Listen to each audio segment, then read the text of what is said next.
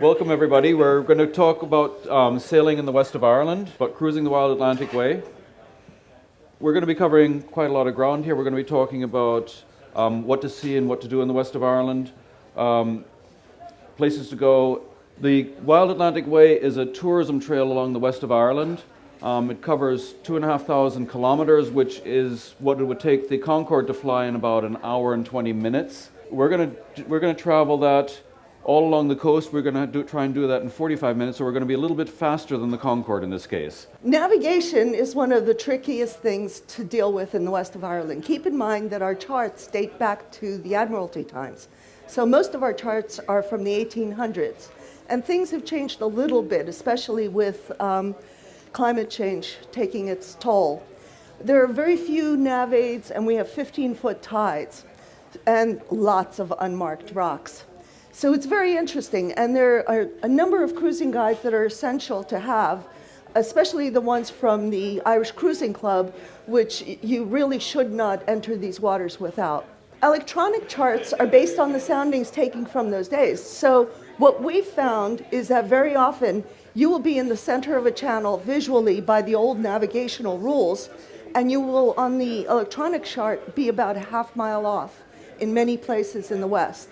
So it's very important to know how to navigate the traditional way. Weather is the number one factor. Every time you meet somebody in the west of Ireland, they say, "Hi, how are you?" And isn't the weather shocking? So that is the number one most important thing to take into account. You cannot be on the schedule sailing the west of Ireland. You have to allow weather windows as you go along. The sea weather forecasts are broadcast by the Irish Coast Guard via VHF radio every 3 hours, beginning at 01:03 in the morning. And they continue on during the day. They're updated if there's a change in the forecast. But what's important is that the forecasts are given according to the headlands. And if you don't know the names of the headlands, you can't interpret the forecast. So it's very important to print out a copy of this map and have on it where all the headlands are right at the navigation station. The Irish Coast Guard likes people to talk to them. They encourage you to file transit plans. In many places, there's poor coverage of VHF. For example, in Clew Bay, we don't have any reception of the Coast Guard channels at all because it's a mountainous region and they haven't put the towers high enough. So just be aware that there are slight challenges in discussion. The marine surfaces are also very scant. Self-sufficiency is really critical. There are few marinas, there are more planned, there are more opening every year, and as a matter of fact, the fact that Killybegs has opened last year has really changed the dynamics on the west coast. There are repair services in the larger towns and haul out in very few facilities. So you really have to know what you're doing and be able to do a lot of fixing on the way yourself. Provisioning can also be rather daunting. In some of the areas of the southwest, it's fairly easy. You have foodie towns like Kinsale, Galway, but in many other places, there's just a little tiny shop on the island that has, Brillo pads, milk, and eggs. So just be prepared. You have to carry your food with you. Crew changes are getting easier. There are a number of different places where you have really good connections by rail and by air, but it's still not easy. Right now, there's a bus strike on, so it really does pose a challenge. Food has taken an enormous turn in Ireland. Ireland has become a real foodie culture, and it's all based on the regional availability of raw materials.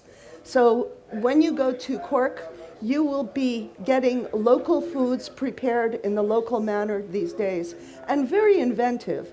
There are many awards being won by restaurants, and it's really wonderful to see, because it used to be the choices were ham and cheese, toasted or not toasted. and now it's the variety of food is just amazing. And especially the Irish lamb, which is grass-fed, and all of the local seafoods are just extraordinary.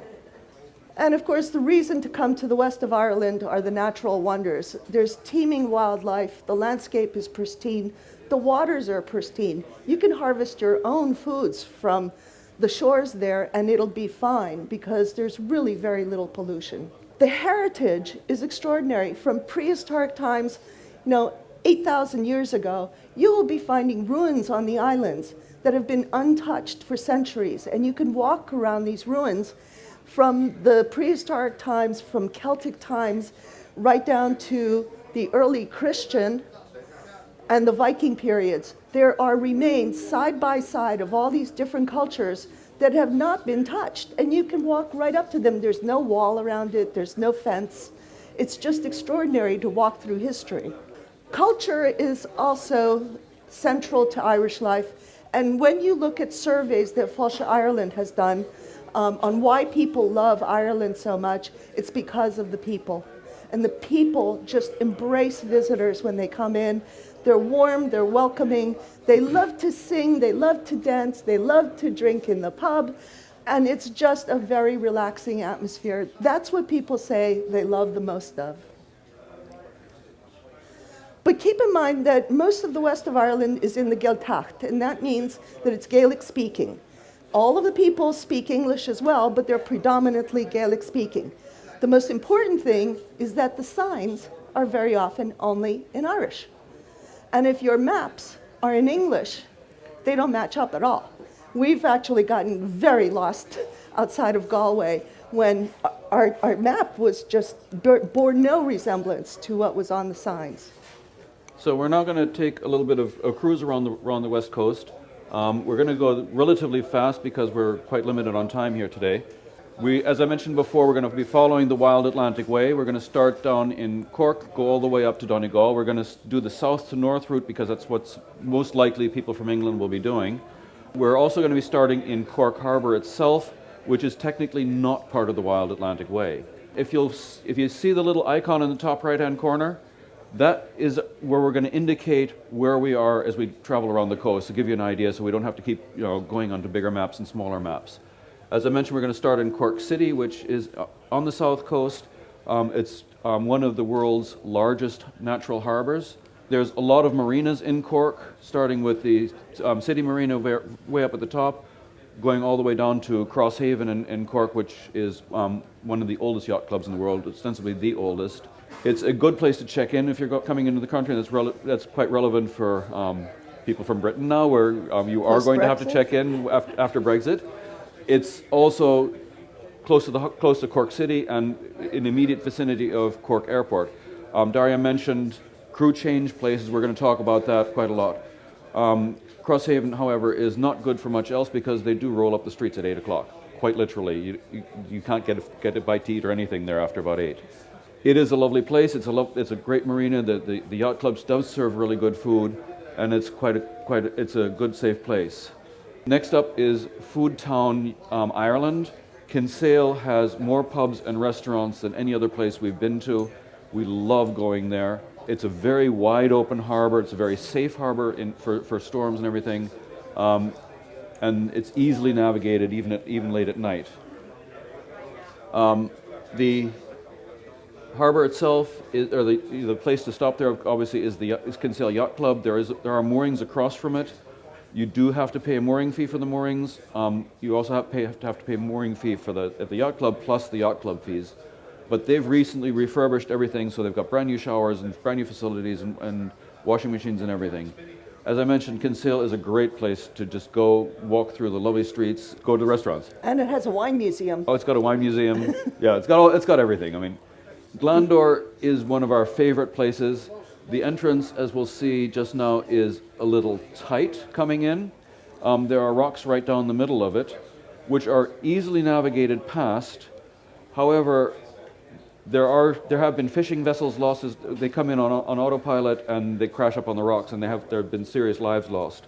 But otherwise, once you get into Glandor, there is a lovely anchorage right near the moorings that are there. Glandor Village is an absolutely lovely village with a couple of pubs and everything.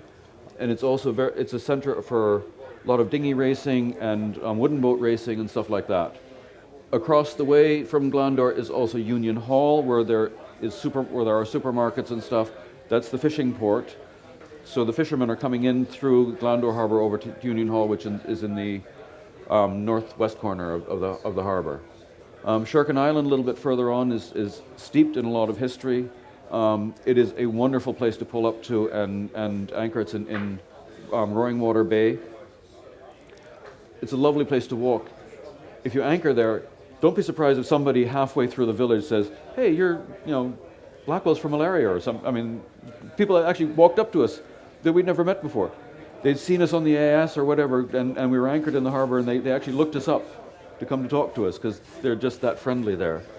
It's a lovely place to walk. Baltimore town across the way is actually quite a yachting center. Sadly, we can't get into it because we draw a little bit too much water, so it's always been off our radar, but we will make it in there somehow, sometime. Yeah, as mentioned, there's castles, there's history, there's all kinds of things there, and including a very nice restaurant there at the top of the hill. Crookhaven is in the south west corner.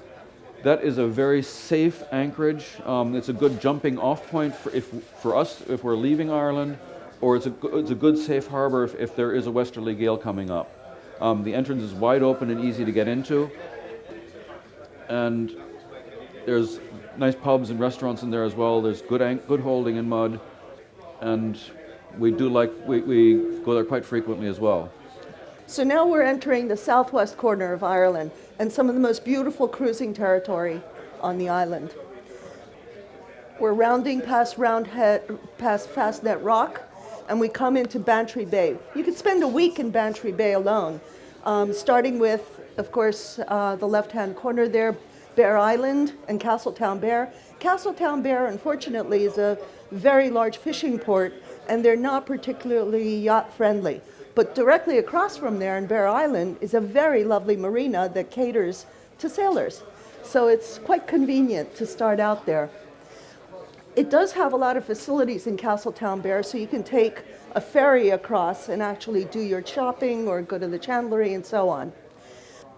Bear Island is fabulous for riding bicycles, walking. It's absolutely spectacularly beautiful.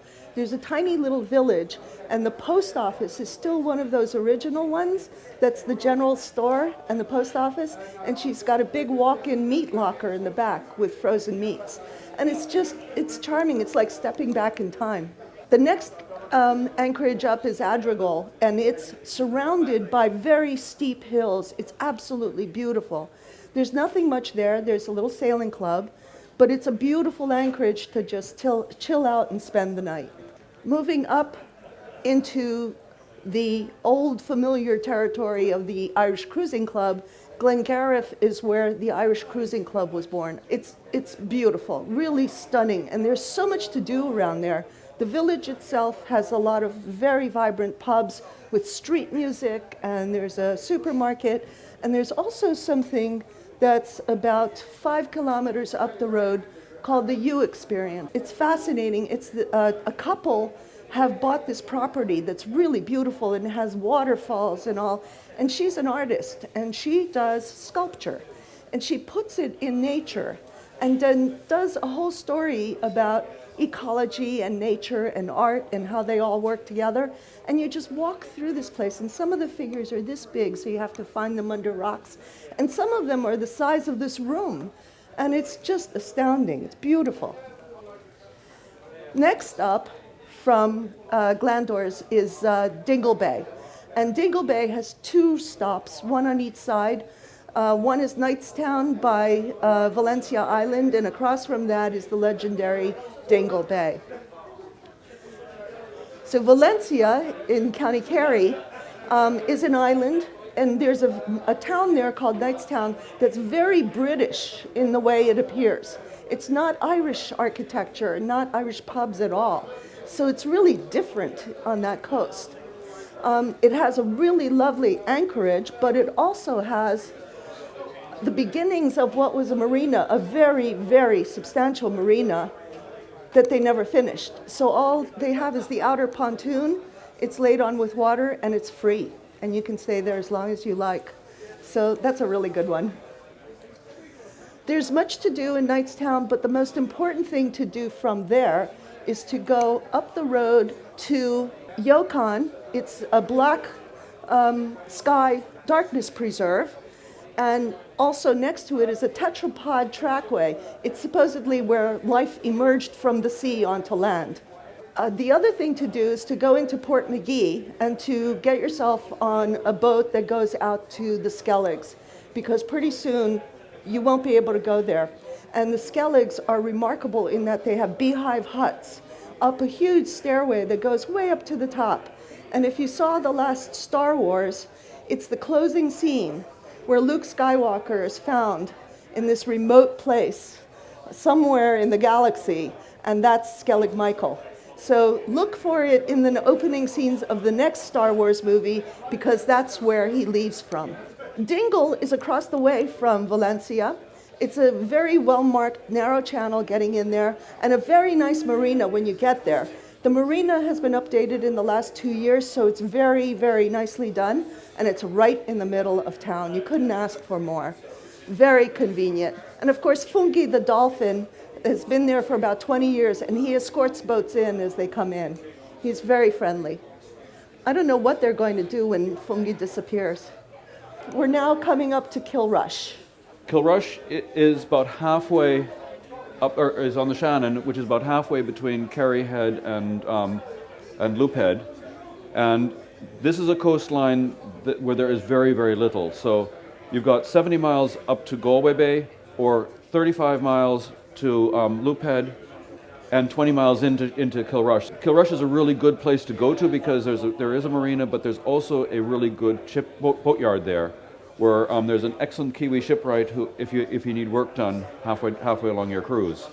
Otherwise, what we tend to do, quite honestly, is either go from the likes of Tralee or Kerry Head right up to Galway Bay. Having said that, Killrush Marina is a locked marina. The entrance is very good. There are anchorages just outside the marina. There is very good provisioning there. It is also another crew change point because the access to Shannon Airport is quite close. As far as bed and breakfast and stuff like that goes, there is Crotty's, and then for choice you go to Crotty's or Crotty's or Crotty's.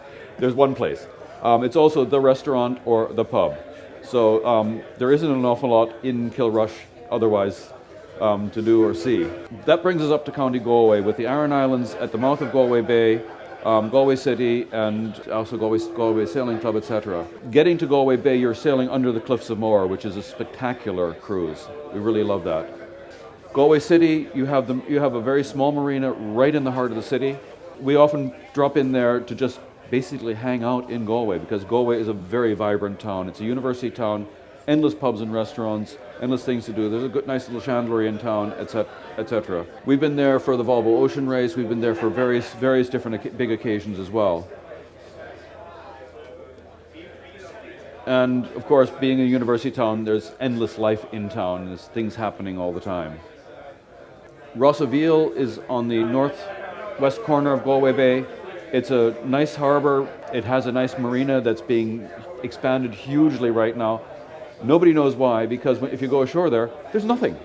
I went ashore there once looking for bread and milk, and I was wandering around. Unfortunately, some guy came to me who spoke a little bit of English. He was an Irish speaker, and I explained him my situation. He very kindly brought me the 5 miles to the local shop, and then drove me back again to the boat, because otherwise we would have been quite out of luck at that point. As I said, there's a new marina, and it is also the harbour where the ferries take off for the Aran Islands. And that's our next stop, is the Aran Islands. I mean, there are 3 islands that are out in the mouth of Galway Bay, where we're just going to touch on the biggest island right now in Ishmore, where the ferries come out to. Aran Islands, like most of the islands in the west of Ireland, you're taking a step back in time. It's like it was 50 years ago in many cases, although they do have cars out there now. It's a beautiful place to go. I mean, you can see the old type of fishing boats that are lying right there on the shore, the currachs, which we'll also encounter as we travel further up the coast. When you go there, the first thing you want to do is stop at the tourist center to get a map. You can hire bicycles to go around. There is a good harbor right in the bottom right-hand corner there. It's where there's good holding in sand. There's also moorings in there. And there is talk about putting in a pontoon as well in Aranmore. There's good cycling on the island, there's good hiking on the island, there are prehistoric forts on the island. It's quite a spectacular place to visit and spend a little bit of time. Or if you want to buy Aran sweaters, of course, as well. Mm-hmm. a little further up the coast, we go back to Daria. And we come up to Roundstone, which is in the center of Connemara. It's actually an arts and crafts village, and it has the only bodhrán maker in all of Ireland, and that's the traditional drums that are used in Irish music. So there's a shop there that you can actually buy your own bodhrán, and of course we did.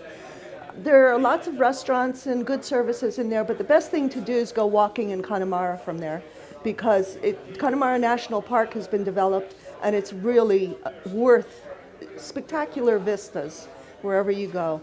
Really, really nice. Clifton is the gateway to Connemara. It's the next little town up the coast, and it's got a vast anchorage and a small boatyard that's very inviting. They have a really good restaurant there at the boatyard, but it's about a 2-mile walk from the harbor into Clifton Village, and it's really hard to get there by dinghy otherwise. So even though there are a lot of services in Clifton, they're not that accessible. Yeah, the cruising guide says it's 1 kilometer. Don't believe it. It's not. Coming up the coast, Inishbofin is the place that most people transiting the west coast know best. It's the stopover when they go from Cork to Donegal, and they stop in Inishbofin. Inishbofin has a lot going for it, including a very well-protected harbor that's a little daunting to get into because you have to come right up against the cliffs to mix the rock that's in the middle of the channel. So luckily there's a new sector light there that can guide you in. The anchorage has good holding with sand and very clear water, and there's a Cromwellian fort that's really lovely to explore. Beautiful. The most beautiful sunsets I've ever seen anywhere were on Inishbofin. Coming up again, we have Killrush Harbor, which is Europe's southernmost fjord. It's very, very deep all the way to the head of the harbor. But once you get to the head of the harbor, you get to Leenane, which is a little village. If you know the movie The Field, it was filmed in that pub in Leenane, so it's got a lot of stories that go on about the movie industry. And also Queen Victoria brought the fleet in, the British fleet in, and anchored it there, as well as Edward, who came for a visit to Connemara, and there's the British fleet in Killrush Harbor. Now we're in our hometown, County Mayo. County Mayo, I mean, we're from Clew Bay out on the west coast of Ireland, County Mayo, which is that little rectangular bay that you see there. Inishturk is one of the most interesting islands on the west coast because it has no tourism, none at all. It has about 60 year-long residents. It's got a community center that's up on top of the hill, has the most spectacular views of any pub I've ever been to. And the people are very welcoming. There's nothing else there. There are no shops, there are no bicycle rentals. So it's like stepping onto an island that's very real. And it's absolutely worth a visit. It's got a good harbor, except when it's exposed to easterly winds. Yes, quite. But there are good moorings on Inishturk. Now, most interesting is right next to Inishturk is Cahir Island. And Cahir Island has just a little inlet that's rocky that you can pull a dinghy into, but there's no anchorage. It's 70 feet deep right off the island. So the best thing to do is to hire a boat to take you over from Inishturk. But we managed on a very settled day to anchor and have the island all to ourselves for an entire day. And it's amazing because the ruins there are all over the island. There's a prehistoric or early Christian church. There are dwellings, there are wells, holy wells, carved crosses, carved slabs, just remarkable. And it's all untouched. And there's a cursing stone, which is really important. And so if there's somebody that you really want to curse, you just rub the stone and things will come true. Okay, that brings us to Clew Bay, and this is our home bay where we're from. On the southeast corner, we have Westport, which is Ireland's best place to live. On the northeast corner, we have Newport, which is a very charming village. The mouth of the bay, we have Clare Island, which again, like most places in the west of Ireland, is steeped in history. It's also Grace O'Malley or Gráinne Whale's base, or was. She was a pirate queen in the 14th century, 15th century, 1400s, and she actually sailed up the Thames to meet with Queen Elizabeth, who offered her a title, and Granuaile said, "No, I'm a queen in my own right," and sailed back down the Thames. Okay, this is Westport. Westport has a long entrance, but just north of Westport is Rossmoney, which is the home for the Irish or the Clube Sailing Club, where there's good anchorages, good moorings. County Mayo is incidentally the only county in Ireland where the moorings are serviced on an annual basis. Clube is a spectacularly beautiful bay. I mean, Do you recognize those people there? Yes, we have half the audience in there. Clare Island is at the mouth of the bay, and there's good cycling, good walking out there. Westport, incidentally, is another good crew change place. We're also, in case anybody here is with the OCC, we're port officers for the region and help people out when they come. And guess. Yay!